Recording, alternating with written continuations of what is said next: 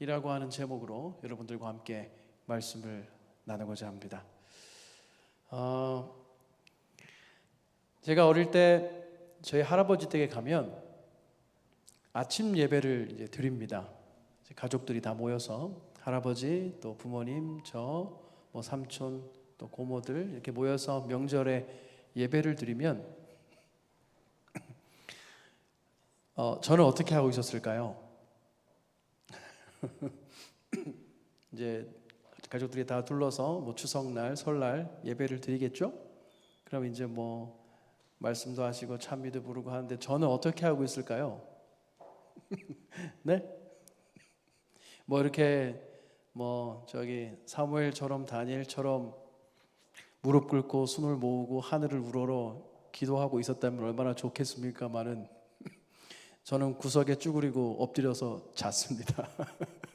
그러면 저희 할아버지가 저를 사랑하셔서 이렇게 심하게 안 깨우시고 이렇게 놔두십니다. 그러면 자다가 찬미 소리에 깼다가 또 기도 소리에 깼다가 그러면서 온 가족이 아침 예배를 드렸던 기억이 있어요. 근데 지금 생각해 보면 그 시간들이 결코 헛되지 않았던 것 같습니다. 그러니까 아이들이 여러분 집에서 예배 시간에 이렇게 엎드려 있고 자고 그럴 수 있잖아요. 근데 그때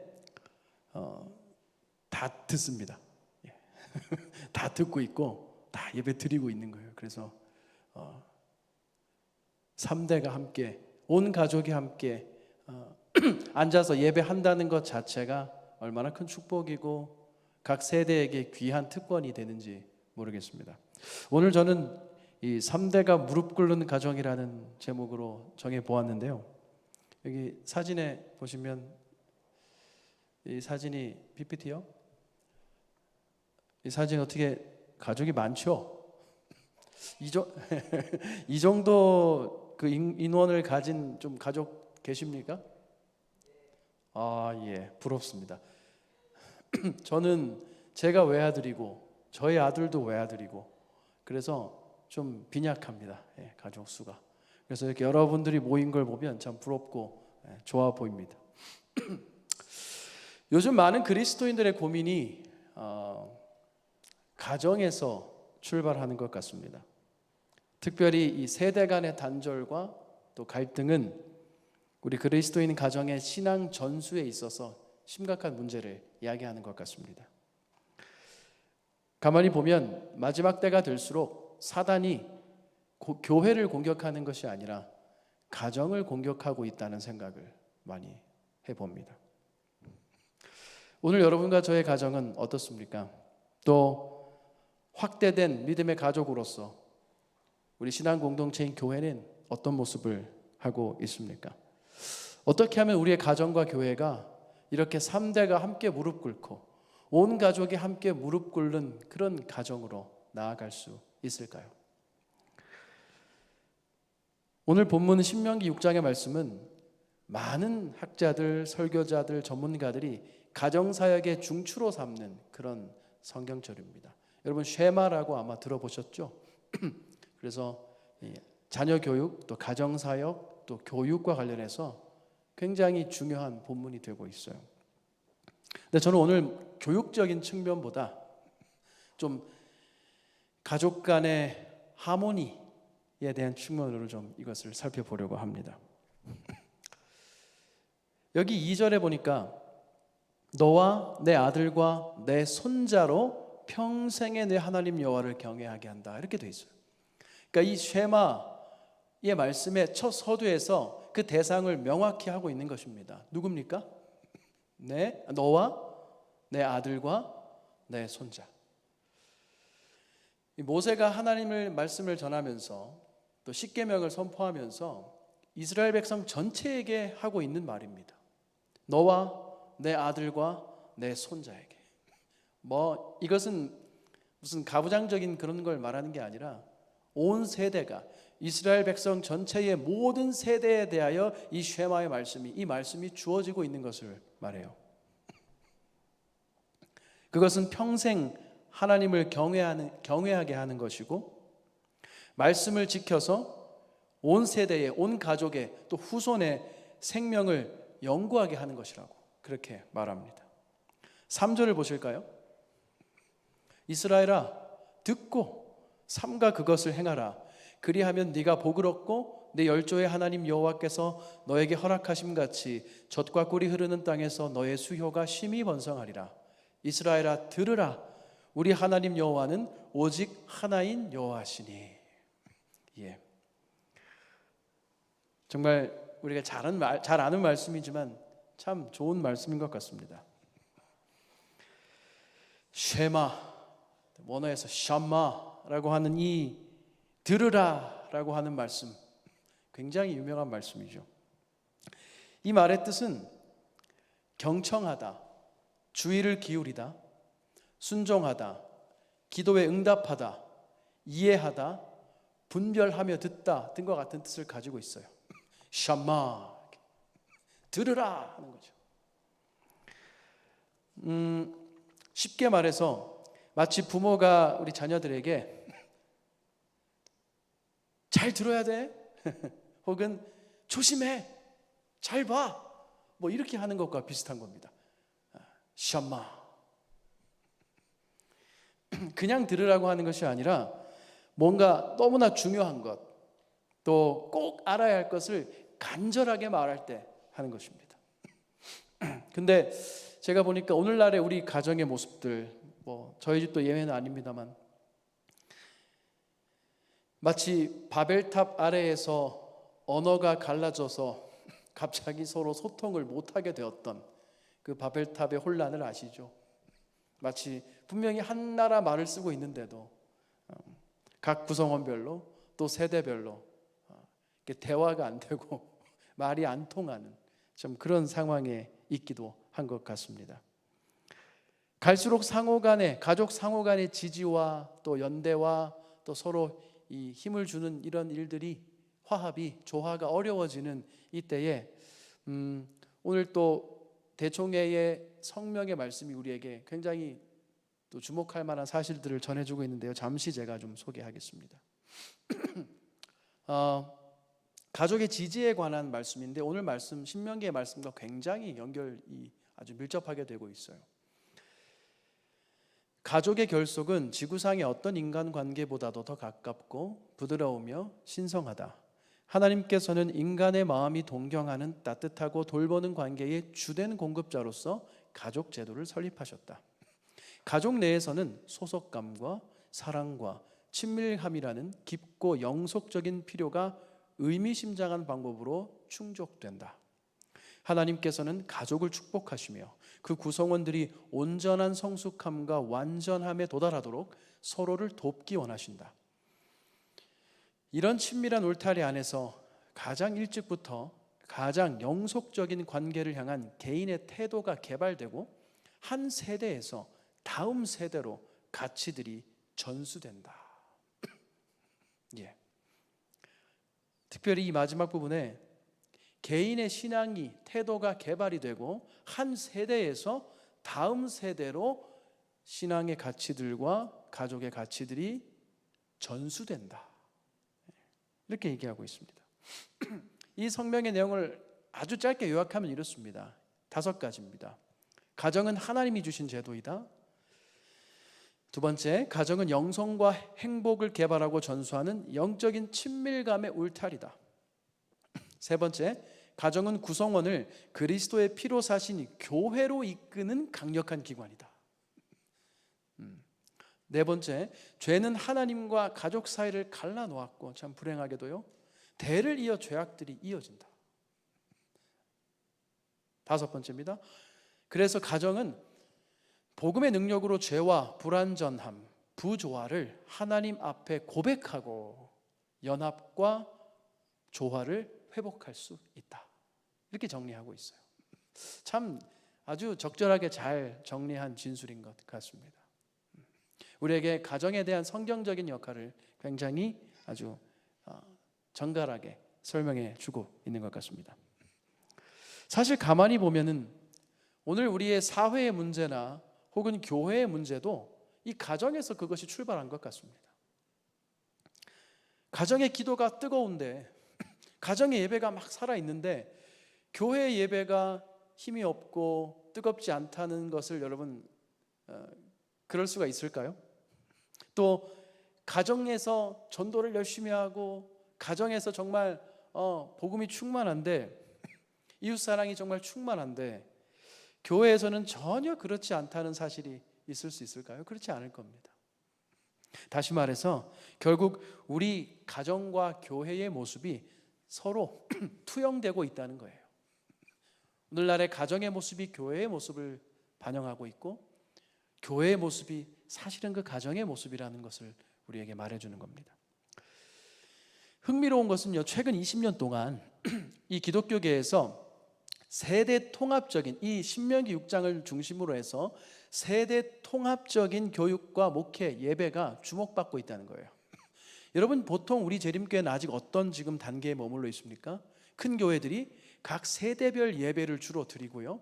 우리 교회는 뭐 설교 예배를 그렇게 하지 않습니다만 많은 한국의 교회들이 그동안 최근에 청년 교회, 어린이 교회, 또 실버 교회 이렇게 하면서 다른 교파로 치면 주일 예배, 우리 교단으로 치면 안식일 예배를 그렇게 드렸습니다. 큰 교회일수록 세대별로 아주 더 잘게 나눠서 그런 사역의 방향을 설정해 왔어요. 그런데 사실은 타 교파에서 기독교 전체에서는 이러한 것의 문제점과 실패가 30년 전부터 드러났습니다. 연구 결과들이 아주 많이 있고 그래서 최근 10년 우리 한국도요, 또 멀게는 20년 전부터 조금씩 지금 최근 10년 아주 활발합니다. 세대 통합의 키워드가 다시 부각되고 있어요. 교회 예배와 사역이 이제는 나눠진 것이 아니라 통합적인 방향으로 가야 한다는 것에 많은 연구 결과들이 나오고 있고, 왜냐하면 그 분리해서 했던 결과들이 실패와 문제점들이 너무나 많이 보고되고 교회가 오히려 감소되는 결과를 가져왔다는 연구들이 많이 있었기 때문입니다. 이것은 어떤 그 예배에 대한 하나의 선교적 대안 그런 접근이 아니고 또 어떤 방법론적인 접근이 아니라 오늘 말씀처럼 가정에 대한 성경의 관점으로 다시 돌아가자는 기독교계의 자성의 목소리라고 할 수 있습니다. 이것이 모든 세대별 활동을 폐해야 된다거나 또 3대가 꼭 같은 교회를 다녀야 된다 그런 기계적인 연합 이론을 말하는 것은 아닙니다. 가정의 성경적 역할의 핵심에 신앙의 전수가 있다는 것과 전 세대가 함께 드리는 예배의 중요성을 말하고 있는 것입니다. 그렇다면 어떻게 우리 가정과 교회가 정말 이렇게 온 세대가 3대가 어우러지는 그런 예배의 모습으로, 그런 하나님을 사랑하고 경외하는 모습으로 나아갈 수 있을까? 오늘 본문은 계속해서 우리에게 이렇게 말합니다. 5절입니다. 우리 다 함께 읽어보실까요? 너무 좋은 말씀이죠? 시작. 너는 마음을 다하고 성품을 다하고 힘을 다하여 내 하나님 여호와를 사랑하라. 아멘. 여러분이 말씀에 공감하시고 동의하십니까? 아멘이십니까? 너는 마음을 다하고 성품을 다하고 힘을 다해서 너의 하나님 여호와를 사랑하라. 설교자들은 많은 경우에 이 구절에서 마음 또 성품, 힘을 강조합니다. 그래서 우리의 모든 것을 다해서 하나님 여호와를 사랑하라고 강조해요. 근데 저는 제가 오늘 말씀을 준비하면서 가만히 보니까 더 많이 반복되고 있는 한 단어가 있는데 그 단어는 뭐예요? 다하라는 단어입니다. 전부죠. 여기 call이라고 하는 히브리어 단어 다한다, 이 말은 영어로 the whole입니다. 전체, 전부를 다해서, 헬라어로는 엔홀레라고 하는 다 한다는 뜻이에요. 전부를 드린다는 뜻입니다. 그리고 그것에 대한 아름다움을 묘사하는 것이기도 해요. 전부를 드릴 때를 아름답다 묘사하는 겁니다. 멋있다 이렇게 묘사하는 거예요. 다시 말해서 이 구절이 우리 전 존재를 다해서 하나님을 사랑한다 라는 것을 의미하는 거예요. 즉 마음과 성품과 힘으로만 사랑하는 게 아니라, 그것만 다 하면 된다는 뜻이 아니라 우리의 모든 영혼, 우리의 전부를 다해서 하나님을 사랑하라 이렇게 말하고 있는 것입니다. 그것이 온전히 아름답다 이렇게 말하고 있는 것이에요. 여러분, 근데 가정에서 온 가족이, 온 세대가 이렇게 아름다운 하모니를 내면서 모두가 한 마음으로 하나님을 사랑하는 것이 여러분 쉽습니까? 뭐 한치의 망설임도 없이 모두가 어렵다고 대답하실 겁니다. 어떻게 그렇게 할 수 있을까? 성경은 계속해서 우리에게 그 힌트를 주고 있습니다. 4절에 아까 보시면, 성경책 가지신 분들은 좀 보시면 좋겠습니다.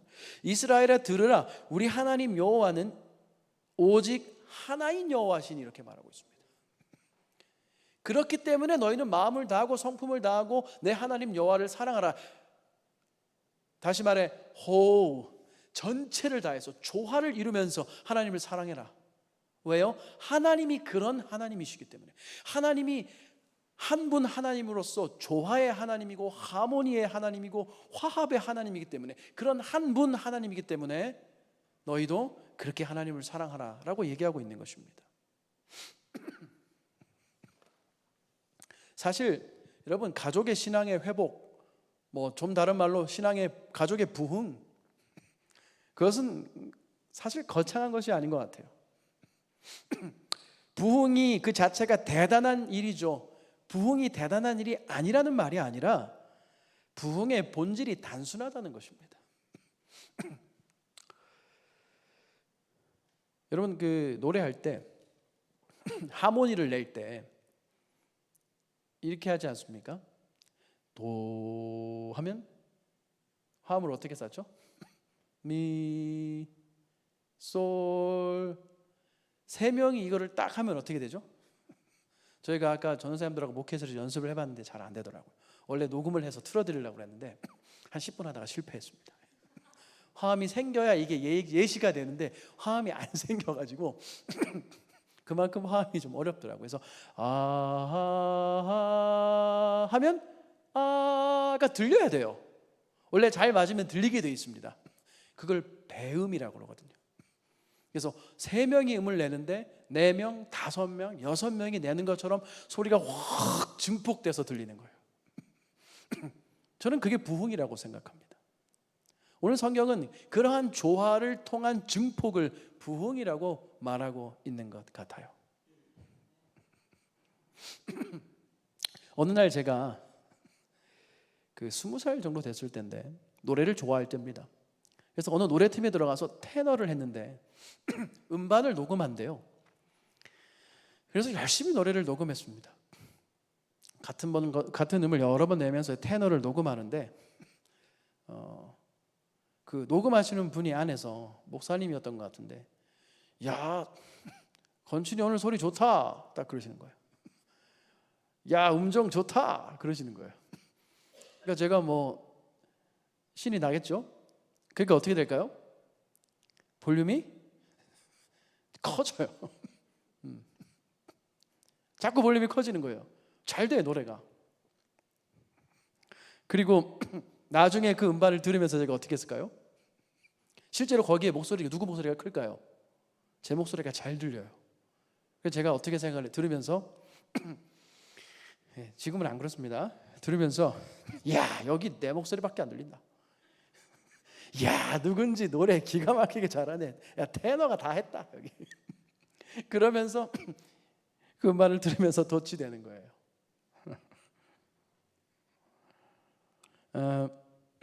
물론 너무 작고 소극적으로 부르면 안 됩니다. 하모니가 더 안 생겨요.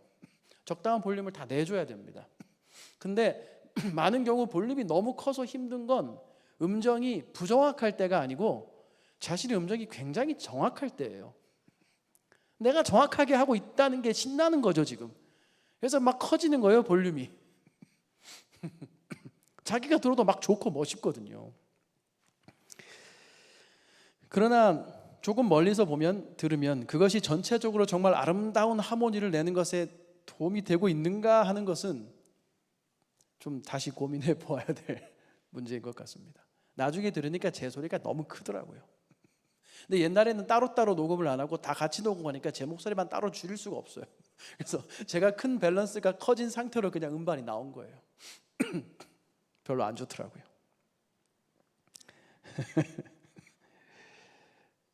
제 삶을 돌아봐도요, 가정과 교회에서 일어나는 많은 문제가 이 볼륨의 문제였던 것 같습니다. 하나님 사랑하는 볼륨보다 다른 사람을 사랑하는 볼륨이 더 커져서 생기는 문제가 많고,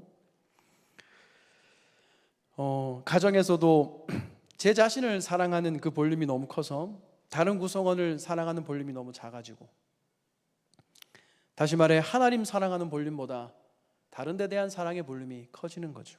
그래서 문제가 생기는 거예요. 때로는 자녀 혹은 가족 사랑이 너무 커져서 우상이 되고요, 하나님을 사랑하는 것보다 내 자녀 또 나의 세상적인 성공이 더 볼륨이 커지기도 합니다. 또 심지어 저는 목회자니까 사역을 하고 교회 일을 할 때에도 교회 사랑도 쉽게 말해 이런 볼륨의 밸런스가 맞아야 올바른 사랑이 된다는 사실을 많이 느껴요. 하모니를 이룰 때에, 부흥을 이룰 때 음정과 박자도 중요하지만 사실 제일 중요한 건 첫 번째로 볼륨입니다. 그래서 어느 정도의 볼륨이 나와야 되는 것이에요. 또 너무 큰 건 좀 줄여놓고 나서 음정을 잡고 박자를 좀 다듬는 겁니다. 기본 볼륨 밸런스가 굉장히 중요합니다. 저는 지난 목회의 많은 순간들에 있어서도 제 사역 혹은 내가 담당하는 그룹, 제가 전도사 때부터 이렇게 각 그룹들을 맡았지 않습니까? 학생반도 맡아보고 청년반도 맡아보고 또 3040도 맡아보고 또 목회를 담임하면서 전 연령을 다 케어해보고 하면 이제 실수가 내가 맡은 게 막 너무 집중이 되는 거예요. 내가 담임을 할 때는 막 우리 교회가 중요하고, 청년반을 맡을 때는 막 청년반이 잘 돼야 되고, 학생반을 맡으면 우리 학생반이 막 최고가 돼야 되고, 필요하죠, 그런 열심이. 그러나 그게 결국 볼륨의 밸런스를 깨트려서 큰 화음을 깨는, 부흥의 아름다운 하모니를 깨트리는 그런 일을 많이 경험했던 것입니다. 그리고 여러분, 그럴 때 오늘 말씀의 제목처럼요, 주제처럼, 그럴 때 저는 무릎 꿇는 겁니다. 다시 내 볼륨이 너무 큰가? 혹은요, 내 볼륨이 좀 작나? 난 크다고 했는데 할 때 무릎 꿇고 기도하는 것입니다. 그래서 내 볼륨을 다시 점검하는 것이에요. 내 볼륨이 좀 잘못되고 너무 크면 하나님 앞에 기도하면서 그 볼륨을 줄여주시도록 기도하는 거예요. 또 내 볼륨이 너무 작아서 뭔가 이게 지금 안 되면 하나님께서 담대함을 주셔서 볼륨을 키울 수 있도록 기도하는 것입니다.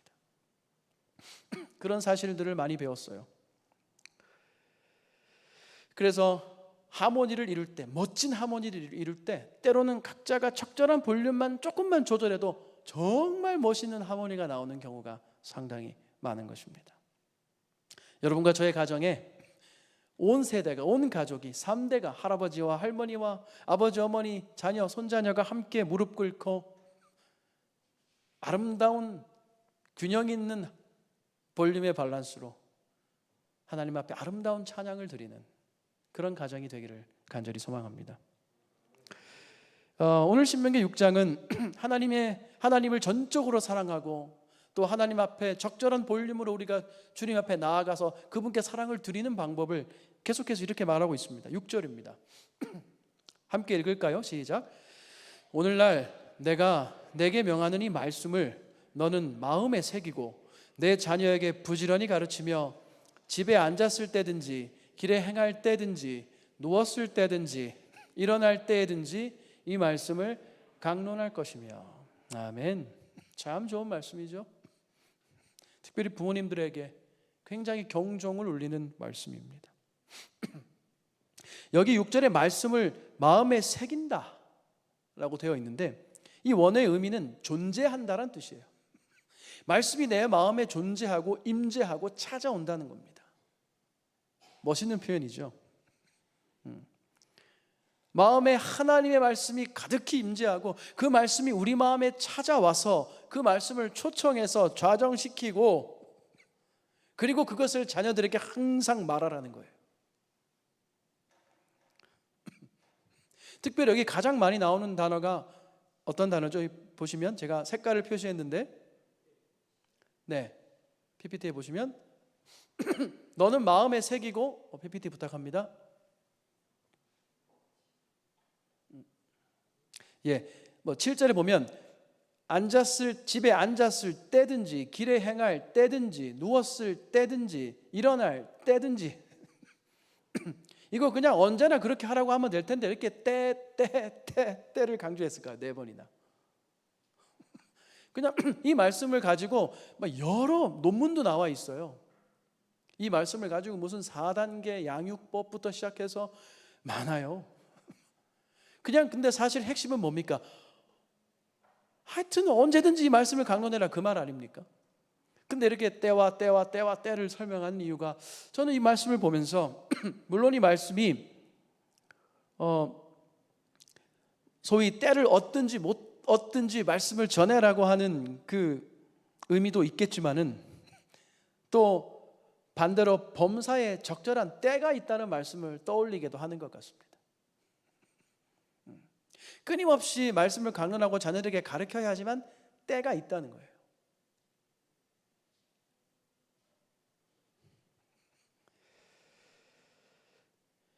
다시 말하면 박자가 있다는 거예요.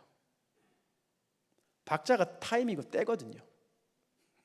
강약, 중강약, 강강강강 양양양약, 강약 뭐 다양하지 않습니까? 박자가 있어요. 때가 있다는 거예요. 아름다운 하모니를 내기 위해서는요, 볼륨의 밸런스도 맞아야 되지만 이 박자도 중요합니다. 아무리 잘해도 박자가 안 맞으면 어떻게 됩니까? 하모니가 깨지죠. 제가 노래를 좀 잘하는 편에 든다고 생각을 했는데 요즘은 아닙니다만 한때 그래서 노래하는 것은 어려움이 없었어요. 예를 들면 내 평생에 가는 길이라는 찬미가가 있을 때 그 표현은 제가 참 어려움이 없어요. 예를 들어서 내 평생에 가는 길 순탄하여 할 수도 있고 뭐 크게 할 수도 있고 뭐 다양하게 표현을 하는데 제가 약한 게 뭐냐면 박자가 안 맞아요. 그래서 맨날 보다가 반주자랑 안 맞는 때가 많아요. 그래서 좀 어려운 노래를 하려 치면은 제가 어떤 때는 여기다 씁니다. 가사 그 부분에 7박자 이렇게 써놓고 노래를 끌잖아요. 그러면 겉으로는 뭐 하겠네 멋있게 하고 있는데 저는 뭐 하고 있는 거예요 속으로? 하나 둘 셋 넷 다섯 여섯 네 이것만 생각하는 거예요. 박치예요 박치. 노래에 조금만 심취하면 큰일 납니다. 박자를 놓쳐버려요. 아주 낭패를 보는 거죠. 돌아보면은 제 삶도 참 부끄러운 일이지만 목회를 하면서도 제가 종종 박치였던 것 같습니다.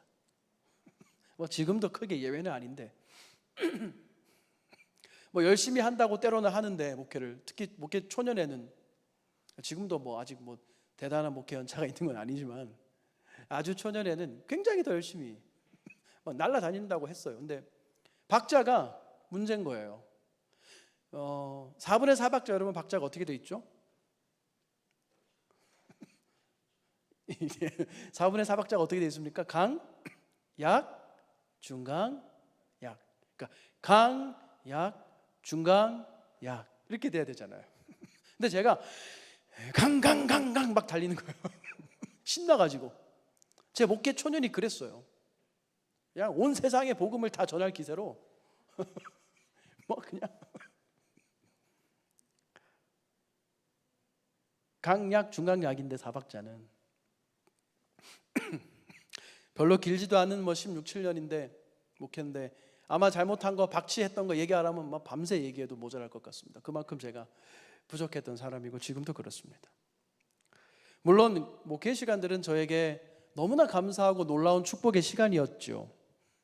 그러나 저의 부족함으로 또 제가 박치라서 그때마다 더 아름다운 하모니를 만들 수 있었는데 그것을 못한 것이 참 아쉽게 어떨 때는 심지어 마음을 좀 괴롭힐 때가 있습니다. 그래서 어느 순간부터 저는 목회 현장에서 정말 최선을 다해서 일을 하지만 내가 가장 사랑하는 사람들, 함께 동역한 가족이죠. 아내죠, 자녀죠, 부모님이죠. 그들이 갈 수 없는 만큼의 속도와 강도로는 잘 가지 않으려고 합니다. 예를 들어 제가 열 발자국을 힘찬 발걸음으로 뛰어가면 저만큼 갈 수 있지만, 만약 제 아내가 3걸음 정도 오는 것밖에 안 되면 저는 10발자국 가지 않습니다. 함께 3발자국만 즐겁게 갑니다.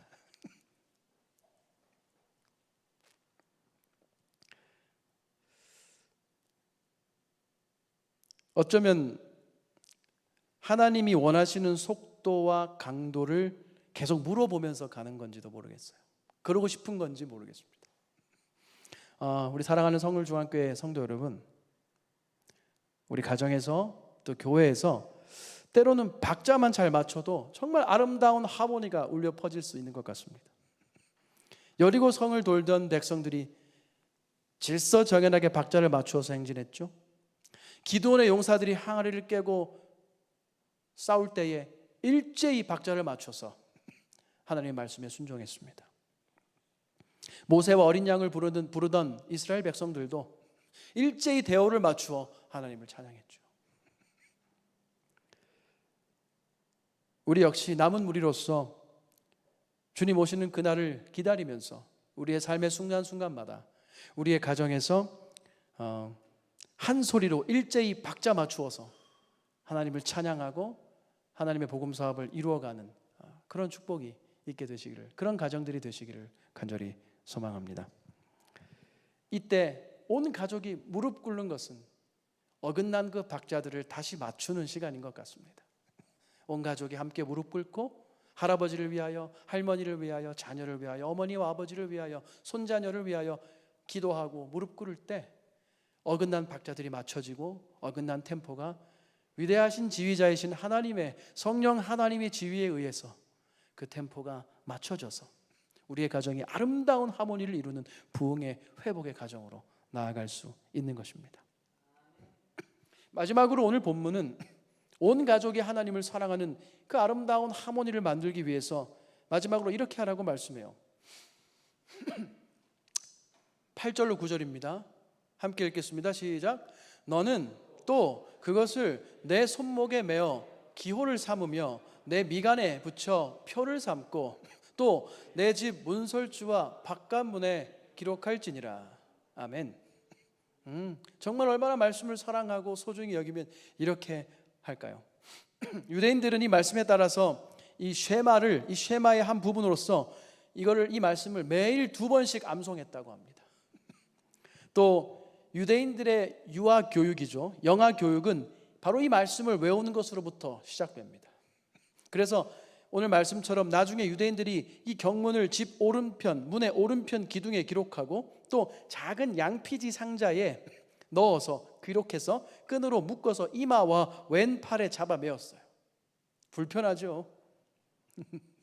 그만큼 그들이 이 말씀을 그대로 준행하고 그대로 이 말씀의 소중함을 간직하기 위해서 최선을 다했다는 것입니다. 저는 무슨 행함을 말하는 것이 아니라 그 행위 자체에 뭐가 있다는 것을 말하는 게 아니라 그러한 이 말씀을 붙드는 한순간도 말씀의 정도에서 벗어나지 않기 위해 노력하는 이 말씀의 본질을, 의미를 보는 것입니다. 하나님의 약속의 말씀이 우리의 손목을 잡고 또 우리의 이마, 우리의 머리를 이끌고 또 우리의 발을 이끌어서 드나들게 하여 모든 우리 삶의 순간에 하나님의 말씀이 우리를 옳은 길로 인도하게 하신다는 말씀이에요. 그러므로 우리가 잘 아는 말씀이죠. 주의 말씀은 내 길의 등이요 빛이라는 그 말씀이 언제나 우리의 삶을 정확한 길로 인도하는 것을 말하고 있어요. 말씀은 여러분 우리를 정로로 가게 해줍니다. 이 말을 믿으십니까? 이 말씀은 우리를 정로로 가게 해요. 정확한 피치, 다시 말해 정확한 음정을 내게 해준다는 것입니다. 우리의 삶의 음정이 때로 떨어지고 때론 너무 올라가고 음정이 삐끗할 때에 음이탈도 하죠, 때로는. 그러나 이렇게 손목에 매어 그것을 표로 삼고 내 미간에 붙여 기호로 삼고 문설주와 바깥문에 기록하여 모든 순간에 집 안팎에서 그 말씀을 우리가 염두하고 따라갈 때 우리의 삶이 정확한 음정을 유지할 수 있게 된다는 거예요. 하나님이 원하시는. 한 가지 재미있는 건요, 합창단을 해보면, 또 찬양대를 해보면, 우리 찬양대장님 계신데 어떤 파트가 제일 시끄럽습니까? 저는 정답을 알거든요. 어떤 파트가 제일 시끄러우세요? 이렇게 가만히 있을 때 연습하거나 할 때 막 자꾸 떠들잖아요, 그죠? 그러면 조용히 하고 연습합시다 할 때 어느 파트가 제일 떠들어요? 우리 이원석 청년 어느 파트가 제일 쉽게 많이 떠듭니까? 소프라노. 예. 소프라노 괜찮으시겠어요? 네. 또요? 예? 다 떠들죠. 예, 다 떠드는데 유독 잘 보면 두 파트가 떠들어요. 저는 이걸 오랫동안 경험했어요. 소프라노는 맞아요. 그런 경향이 있고, 또요, 제일 문제가 되는 파트가 있어요. 시끄러워 죽겠는 파트가 테너예요. 테너들이 시끄러워요. 장난치면서 들어와요, 막 테너들은. 근데 베이스 쪽을 한번 보세요. 사람들이 어떻습니까? 가만히 있어요, 그냥. 베이스들은 가만히 있어요. 네, 쟤도 어릴 때부터 합창을 하면은 저희만 시끄러워요. 뭐 어쩌냐 저쩌냐 막 이러는데 베이스들은 가만히 있어요. 저는 또 하이 테너여가지고요, 더해요. 제일 시끄러워요, 아주 그냥. 웃음도 이제 뭐 빵 하잖아요. 그럼 베이스는 호호호호호 이렇게 웃어다. 뭐가 들리지도 않아요. 그냥 벽이 울려. 근데 테너들 어떻게 웃는지 아세요? 그냥 하하하 이렇게 웃으면 좋을 텐데 이렇게 웃어요. 합창단들 쉴 때 가만히 보세요. 늘 장난칠 때 희한합니다. 저는 하이 테너여가지고 또 노래할 때 옛날 일입니다. 지금은 안 그래요. 반음을 더 올리려고 막 한 달을 연습해요. 막 그 음을 내면 이제 내가 짱이 되는 거예요. 이거 아무도 못 하는 건데. 나라 하면 이제 으아 막 하니까 막 내가 짱이 되는 거예요. 그러면 그 음을 탁 찍으면 막 옆에 하이들이 와 역시 너가 제일 잘하는구나 막 말도 안 되는 얘기들을 하는 거예요. 반음 올리려고요. 베이스들은 욕심이 없을까요? 아니에요.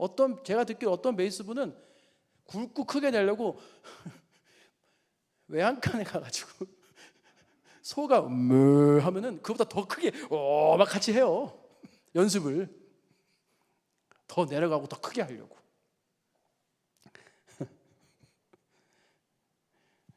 우리가 인생을 살다 보면은 참 반음 더 올리려고 참 발버둥 치면서 살 때가 많은 것 같습니다. 저도 그래요. 세상이 그러니까요. 경쟁에서 이겨야 하고 살아남아야 하고 조금이라도 더 반음이라도 올려서 쟁취해야 되니까 고군분투합니다. 그런데 문제는 뭡니까? 그렇게 우리가 살아갈 때 이 죄악 세상에서 맞지도 않는 음으로 맞지도 않는 박자로 그 반에 반음 좀 더 올려보겠다고 발버둥 치며 살아갈 때 자꾸만 하모니가 깨지는 거예요. 내 마음의 하모니가 깨지는 거예요. 우울증이 거기서 오는 겁니다. 가정의 하모니가 깨지는 거예요. 저 역시 제 삶 속에서 너무나 여러 번 저의 죄악된 모습 때문에 제 자신 이 자체가 그냥 불협화음이라는 사실을 참 깨달을 때가 많습니다. 그럴 때 정말 괴롭죠. 죄의 속성입니다. 아무리 정확한 음을 내려고 발버둥 쳐도 음이 안 맞아요. 박자가 안 맞아요. 볼륨이 조절이 안 돼요. 마치 영적인 음치처럼 느껴지는 겁니다. 아름다운 부흥의 하모니, 가정의 아름다운 하모니는커녕 희한한 불협화음을 내고 있는 거예요. 그리고 문제는 그러면 기도가 안 돼요. 기도를 해도 응답이 없는 것 같아요. 무슨 말을 해야 될지도 모르겠어요. 내 마음이 깨져 있으니까 하모니가 안 되니까 아름다운 언어가 조화롭게 올라가지가 않는 거예요, 하늘로. 왜 그럴까? 제가 생각해 봤어요. 이건 저 자신의 경우입니다. 저한테만 해당되는 거예요. 제가 하이 테너다 보니까 자꾸 올리려고 그래서 그런 거예요. 그냥 한 키 낮춰서 부르면 아무 문제가 없어요. 다 행복한데 원키로 해야 된다는 자부심이 있는 거예요. 원키보다 반음을 높여야 내가 직성이 풀리는 거예요. 자꾸만 높은 곳으로 가려고 하기 때문에 그런 것입니다. 그러니까 주님을 못 만나는 거더라고요. 왜냐하면 주님은 낮은 곳에 계시거든요. 그분은 우리를 위해서 우주에서 가장 높은 보좌에서 가장 낮은 이곳으로 죄인 곁으로 내려오신 분이잖아요. 그것이 복음이잖아요. 근데 우리는 살면서 자꾸 올라가려고 해요. 가족끼리도 우리 신혼부부들 기싸움 하는 부분 안 계시죠? 기선제압하려고 안 하시죠? 네. 신혼 초에는 막 남편이 중요하지, 막 아내가, 여자가 중요하지 하면서 싸우고.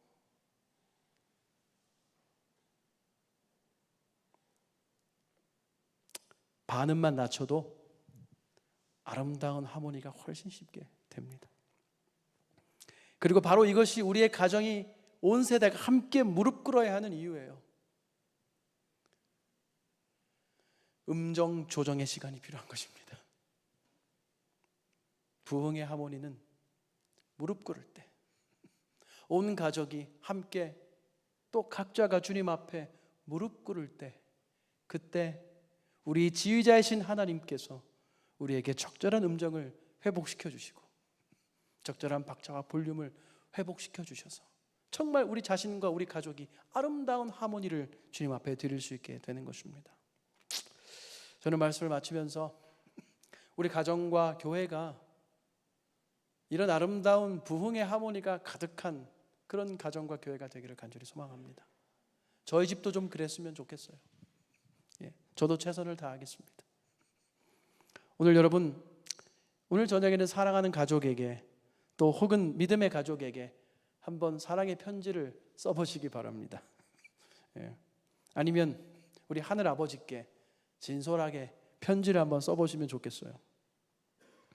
오늘 이 안식일 여러분과 제가 저희 가정이 말씀을 펴고 함께 찬양을 부르고 무릎 꿇고 기도하면서 우리 하나님, 멋있는 우리 하나님의 지휘에 맞춰서 주님 주시는 아름다운 부흥과 회복의 하모니를 만끽하는 그런 저와 여러분의 가정이 되기를 간절히 바랍니다. 할 수 있다면 모든 세대가 다 함께 무릎 꿇고 기도하시기 바랍니다. 그때 하나님께서 우리 마음의 박자와 음정을 바로 잡아주시고 볼륨도 조정해 주실 겁니다. 천지의 소리를 주관하시는 우리 하나님께서 우리의 부족함을 채워서 이 땅에서는 감히 들을 수 없는 놀라운 하늘의 아름다운 치유와 회복의 하모니를 우리 각 개인과 가정과 교회에 선물해 주시기를 간절히 바라면서 말씀을 줄이겠습니다.